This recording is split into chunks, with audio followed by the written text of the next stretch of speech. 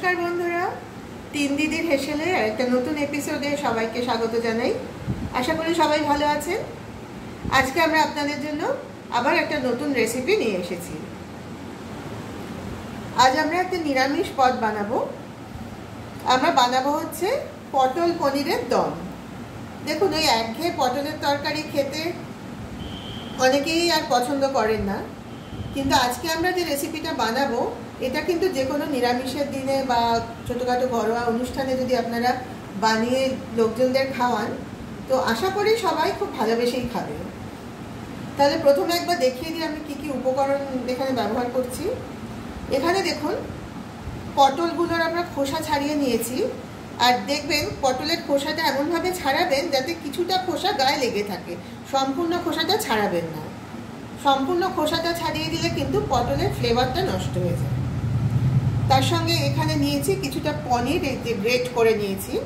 এখানে আপনারা চাইলে পনিরের বদলে বাড়িতে বানানো ছানাও ব্যবহার করতে পারেন। এদিকে আছে দেখুন, কেটে নিয়েছি একটা বড় মাপের টমেটো, কিছুটা আদা কুচিয়ে নিয়েছি, আর ঝালের জন্য নিয়েছি কাঁচা লঙ্কা। এখানে গুঁড়ো মশলা নিয়েছি হলুদ, জিরে গুঁড়ো, ধনের গুঁড়ো আর কাশ্মীরি লঙ্কার গুঁড়ো। ঝালের জন্য যেহেতু কাঁচা লঙ্কাটা ব্যবহার করছি, তাই আর শুকনো লঙ্কাটা ব্যবহার করলাম না। রঙের জন্য আমরা কাশ্মীরি লঙ্কাটা ব্যবহার করছি। এখানে নিয়েছি নুন, চিনি, আর ফোড়নের জন্য নেওয়া হয়েছে দুটো তেজপাতা, এলাচ আর দারচিনি। রান্নাটা সর্ষের তেলেই করব। শেষে একটু ঘি আর এই যে গরম মশলার গুঁড়ো আছে, এটা দিয়ে দেবো। তাহলে চলুন শুরু করা যাক। এখানে প্রথমে আমাদের পটলগুলো ভেজে নিতে হবে। তবে ভেজে নেওয়ার আগে যেটা করব, এই ছাড়িয়ে রাখা পটলের গাটা আমরা এরকমভাবে চিড়ে চিড়ে দেব। তাহলে কি হবে, নুন, মিষ্টি এবং মশলার ফ্লেভারগুলো পটলের ভেতরে ভালোভাবে ঢুকবে, তাতে স্বাদটাও ভালো হবে। এইভাবে প্রত্যেকটা পটলের গায়ে আমরা এইভাবে ছুরি দিয়ে চিড়ে দেব।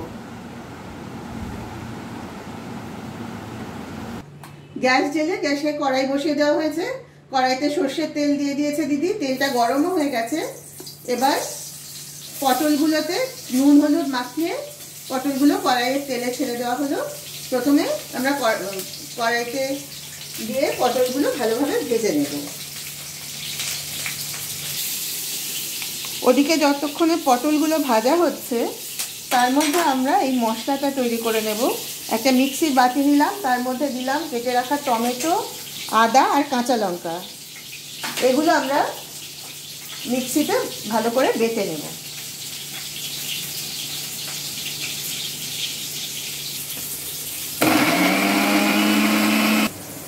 আমাদের পটলগুলো ভালোভাবে ভাজা হয়ে গেছে। এবার একটা বাটিতে তুলে নিচ্ছি।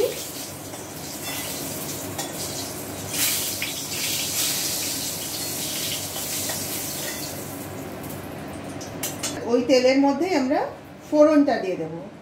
ফোড়নে আমরা দিয়েছি দারচিনি, 4টে ছোট এলাচ আর 2টো তেজপাতা।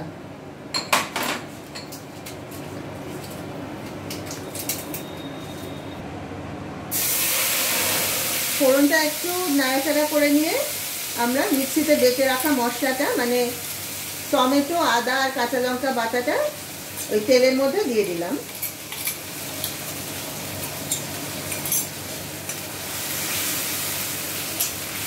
এবার ভালোভাবে নেড়ে এই মশলাটা কিছুটা সময় কষিয়ে নিয়ে তারপরে আমরা বাকি মশলা দেব।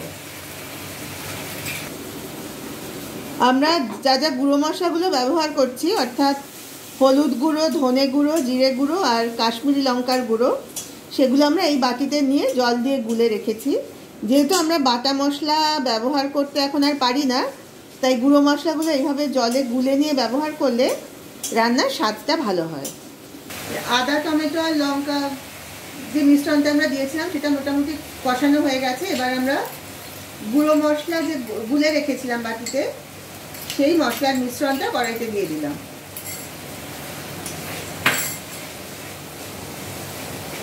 এবার সব মশলাটা ভালোভাবে কষাতে হবে। এখন এর মধ্যে দিয়ে দেব স্বাদ মতো নুন আর চিনি।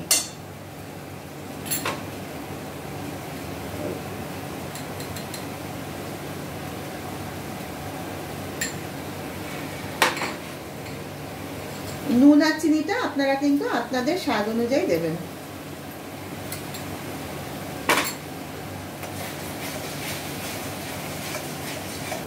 আমাদের মশলাগুলো মোটামুটি কষানো হয়ে গেছে। এবার এর মধ্যে পটলগুলো দিয়ে দিচ্ছি।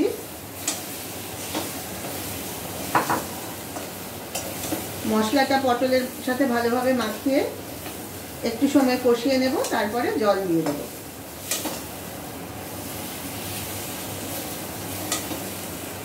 আঁচটা কমো। এবার দিয়ে দিলাম খানিকটা জল।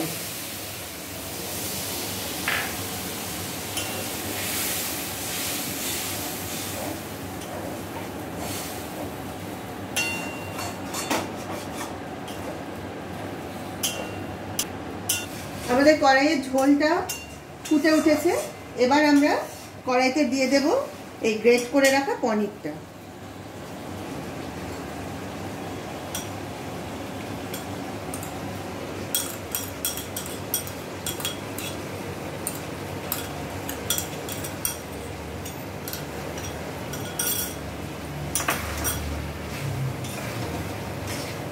এবার ভালোভাবে মিশিয়ে দেবো। এর আগে আমরা পটলে কিছুটা নুন দিয়েছি, আর মশলার পরিমাণ অনুযায়ী নুন দেওয়া হয়েছে। এখন এই পনিরের জন্য সামান্য একটু নুন দিয়ে দেবো।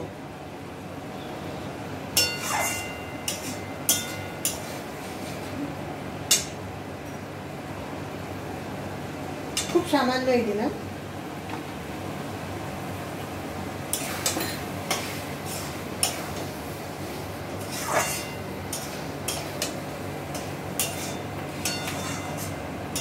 সামান্য একটু মিষ্টি দিয়ে দেবেন।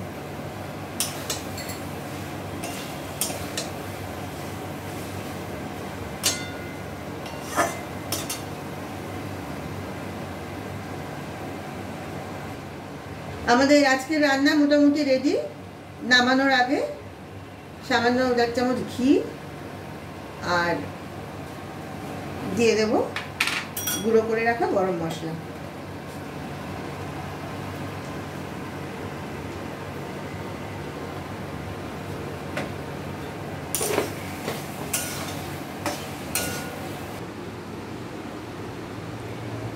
তাহলে এই যে রেডি হয়ে গেছে আমাদের আজকে বিশেষ নিরামিষ পদ, পটল পনিরের দম।